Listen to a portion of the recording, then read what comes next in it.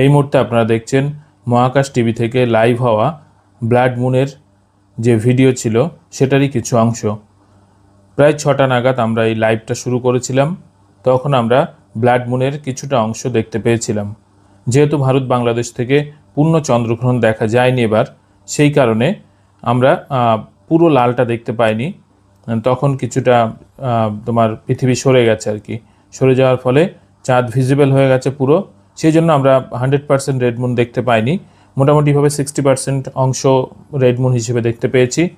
তো কারা কারা আজকের এই বিশেষ দিনটি চাঁদকে দেখতে পেলেন এবং চাঁদের সৌন্দর্য উপভোগ করলেন এবং কোন জায়গা থেকে করলেন সেটা অবশ্যই আমাকে কমেন্ট করে জানাবেন।